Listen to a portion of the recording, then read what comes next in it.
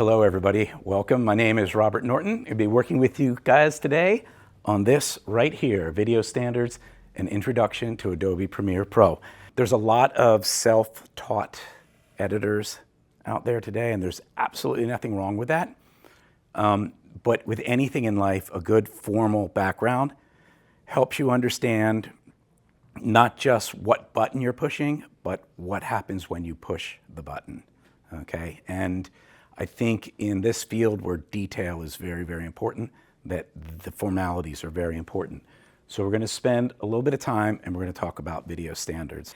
So without further ado, these are the areas we're going to talk about in video standards, okay? And I will bump over just a little bit so I'm not blocking, but we're going to talk about aspect ratio, resolution, frame rate, and format/codecs, okay? These are formal things that you really, really need to know, and I'll tell you why. When you create a video, if you have your settings off at the beginning, it doesn't matter what you do in the rest of the project. You started with an incorrect setting. And in the digital world, there are some ways to overcome some of that, but not all of them. So you have to get these things correct in camera. And then you'll have good footage to edit and tell your story or make your great project, okay? So the first thing I want to talk about is aspect ratio, okay? Aspect ratio is the shape of the video. It's not the size, it's the shape of the video. In my day growing up, our TVs were something called cathode ray tube televisions that were this old school glass television. I see a head shaking back there, All right. And I was told, hey, that's a 4:3 aspect ratio. Well, what's that mean? And somebody explained it to me once, quite visually, to make sense for what shape you want your video. So if we could pan over to the side here. If you were to take a perfectly square piece of paper, and if you were to take 4 of them across and 3 of them down, you would have the shape of a 4:3 cathode ray tube television. And that shape, I could fill it all in, would be the shape of a 4:3 television, okay? The televisions that we all watch at home are 16:9, okay? So that would be 16 across 9 high, and that gives you this shape, okay? Notice the difference. The 4:3 is a little bit more square, 16:9 more wide, okay? When you go to a movie theater, you might have 21:9 ultra wide screen or even possibly wider, okay? If you use Instagram, all their videos are vertical. They're not horizontal. They're the same format, but turned vertical. But that's how you know what the shape is.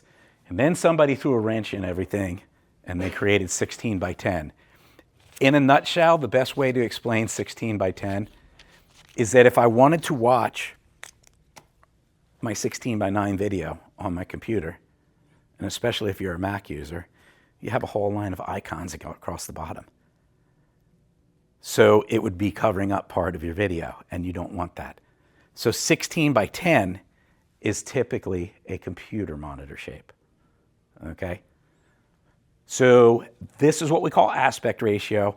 It is not the size, it's the shape. Let's talk about resolution. Remember when I said what you start with is going to shape your project. And if you start with the wrong setting, it's really going to be hard to create your project properly, okay? The aspect ratio, if you shot with the incorrect aspect ratio, you could possibly crop your image to the shape that you need, okay? But if you start with too low of a resolution, you can never increase the resolution, okay? Yeah, are there some AI type programs out there that try and create better resolution on things? Yeah. But realistically and functionally, you really can't add information if you don't have it. So let's get the resolution right from the beginning.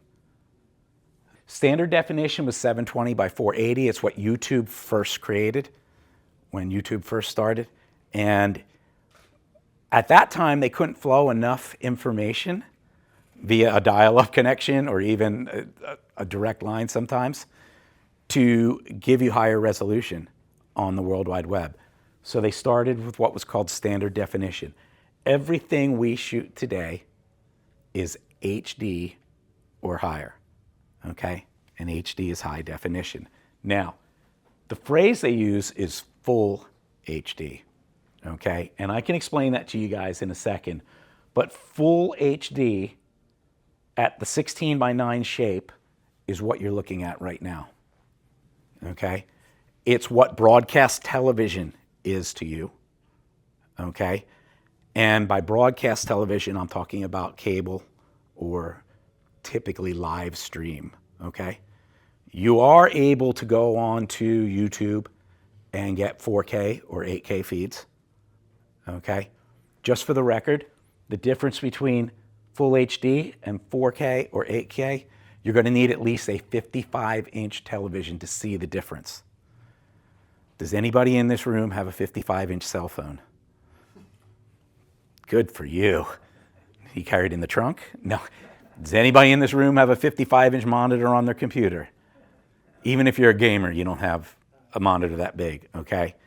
Broadcast is full HD. Full HD is the minimum that you need to shoot your project at, okay?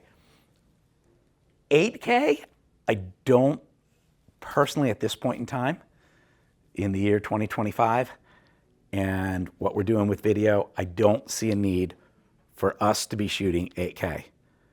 Now, if you graduate high school, you go on to college and you get a job with National Geographic and you're going to Antarctica to shoot some video. Yeah, man, go with the 8K camera, shoot all the resolution you can get because that's amazing stuff, okay? But we're Florida Aviation Network. We're not National Geographic, okay? And we are broadcasting, okay? 4K, however, does provide a benefit for you.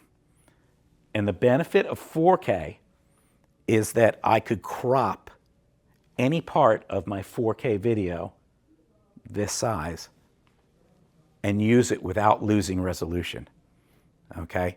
So if I'm shooting 4K, it means I could actually shoot a little bit wider than I need to.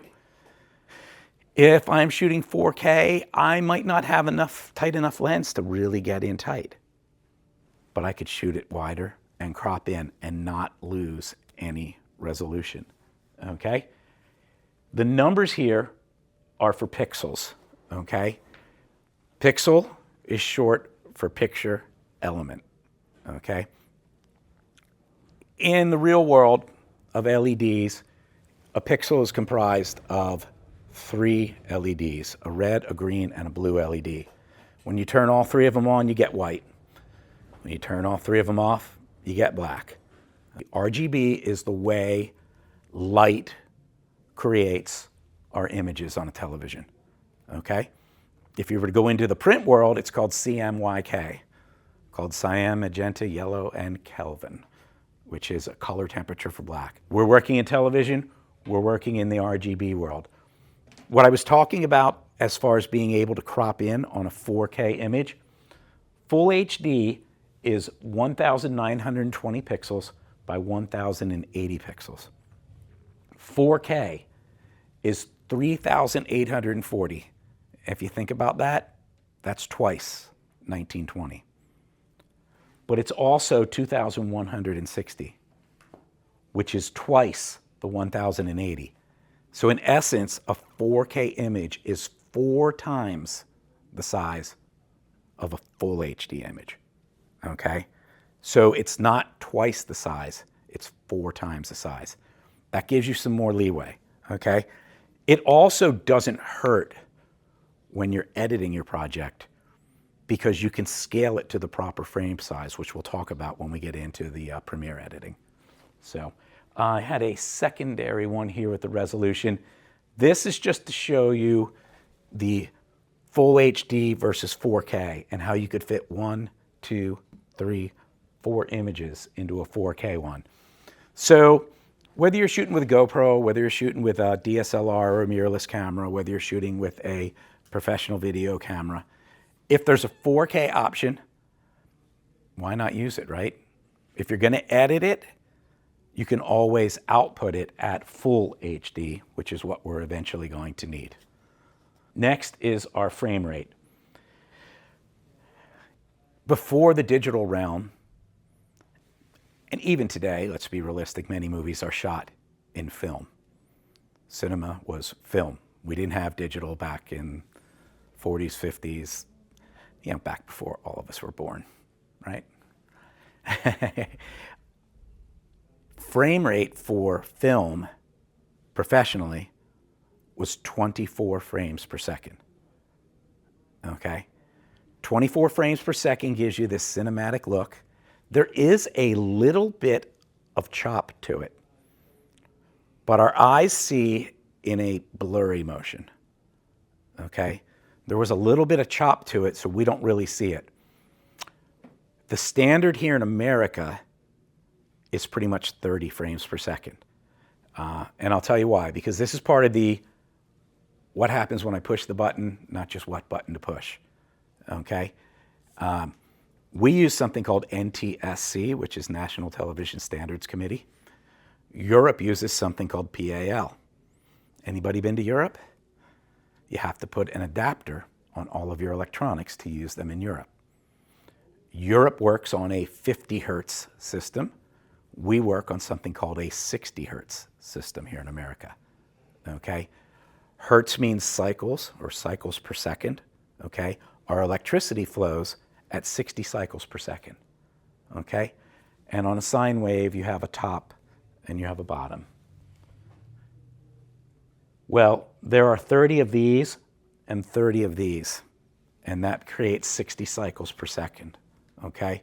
So our standard for our frame rate for television is 30 frames per second, okay? Because it's 30 of these and 30 of these, okay? One creates field A, one creates field B, okay? You get 30 frames per second. If you watch a video at 30 frames per second, it will look smooth, okay?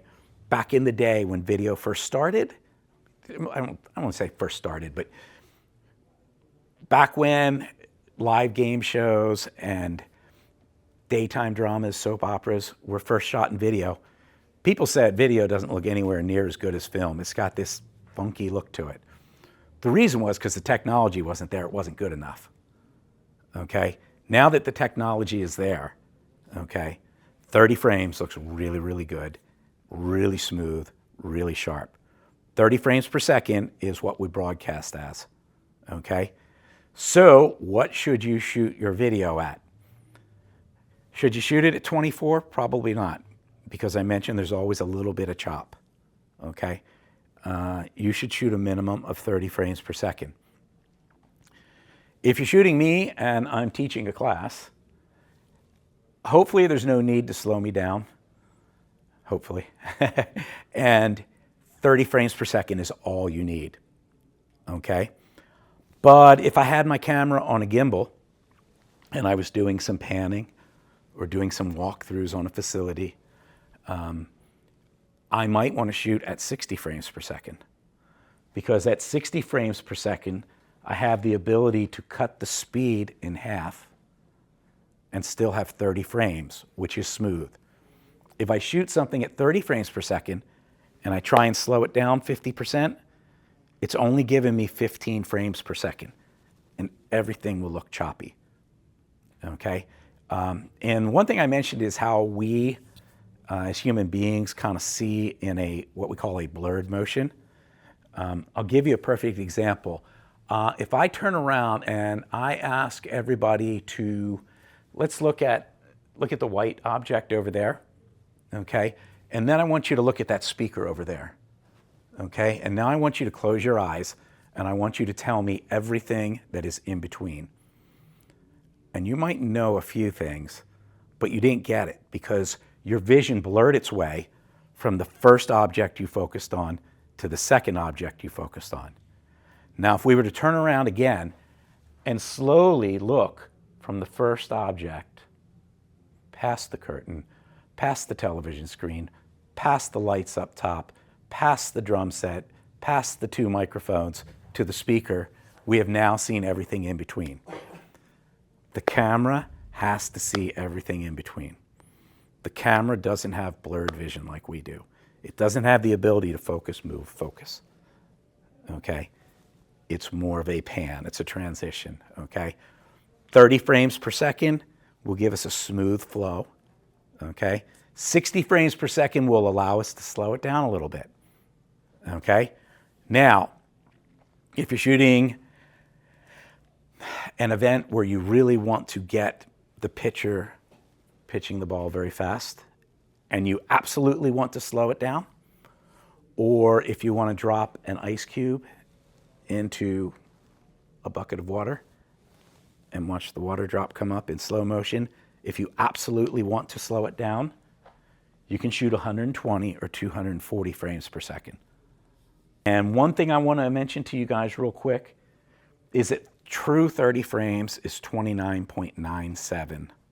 Okay, there is a 0.333 or 0.0333 repeating that we lose on every cycle electronically. Do we really need to know that? No, except that when you go to set it on most cameras will tell you 29.97 or 59.94. They don't normally say 30 or 60. And last but not least is video formats and codecs, okay?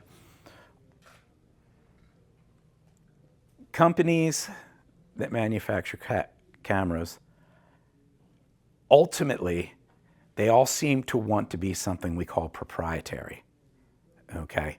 So, you know, if I'm Sony and I want to create a new camera, I kind of want to create my own format, because if I'm cutting edge, I don't want everybody else having it. I want to be the best, okay? Well, that works really good in the professional market, okay? But consumers and normal human beings don't really want proprietary. They want to watch that on my cell phone. I want to watch it on my computer. I want to watch it on my television, okay?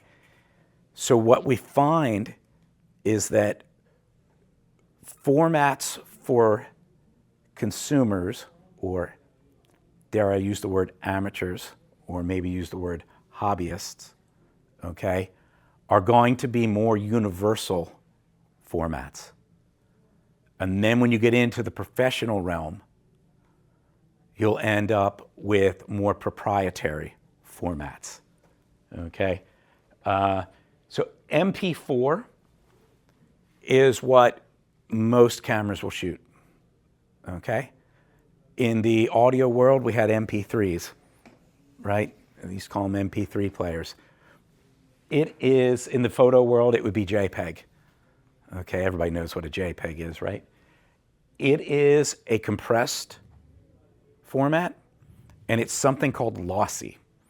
And what lossy means is every time I alter it and resave it, it compresses more. MP4 is a lossy format, okay? You can record in it, you can edit in it, okay? But it is not a professional format, okay?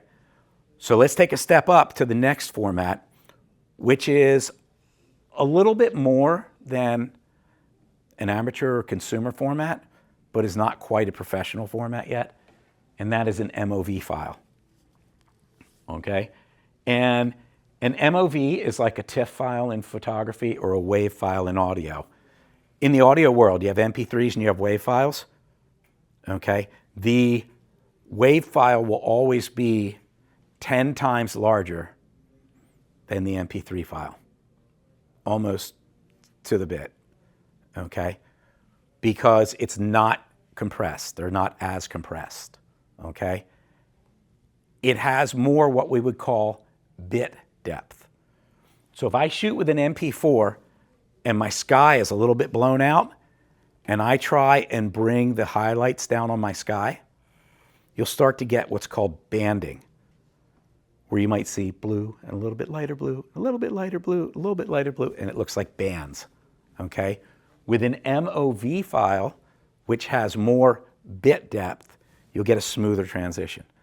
So if your camera shoots MP4 or MOV, let's select MOV, okay? When we get into the professional world, we have completely uncompressed or raw formats. And that works with photography as well as video, okay? And NRAW would be Nikon RAW. SRAW would be Sony RAW, okay? Panasonic developed something called AVC HD, I believe. These are more proprietary, okay? And just like a raw image with a photograph, okay, your consumer applications can't always read it, okay? So anytime a camera company, just recently Nikon, rolled out a new firmware update for their mirrorless cameras, and suddenly all the photography forums on the internet blow up with, I can't see thumbnails of my photography on my Mac or my Windows machine. Well, what are you trying to view it in? Oh, I'm trying to view it in Finder or trying to view it in File Explorer. Okay, well, these are the amateur consumer applications, and they're trying to view professional quality files. Everyone says, well, download the Nikon app or open them up in Photoshop or Lightroom, or if it's video, open it up in Premiere. Oh, well, that's not the way I do things. Well, what that person is telling you is that they're shooting professional quality photos or videos, but they're using a lower quality viewer that just doesn't do it, okay? You have to stay consistent all along, okay? Some of your shareware and your freewares that you use to edit with, people be like, wow, you know, they do 70% of what Premiere Pro does. Okay, until you try and put a RAW file into them, or you're trying to put an MOV file into it, or you try and adjust the color, and you realize the limitations. There's a reason one has an expense and one is used by professionals, okay?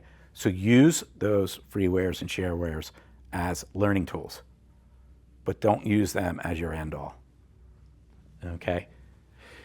That's video formats. There's one other thing called codecs. It's really the encoding process for the video, and right now the two main ones are H.264 and H.265. The reason you need to know this is because H.265 is better with high resolution and it's better with managing memory. The problem is it doesn't play everywhere. And you email that to somebody and they can't watch it because they don't have a player that can view H.265. Look, this is the most boring stuff to learn in the whole world of video production. And if you have this in the back of your mind, if you set the right aspect ratio, if you set the right resolution, if you set the right frame rate, okay, and you have the right format or codec, you've conquered 90%. Now all you have to worry about is your exposure and your content.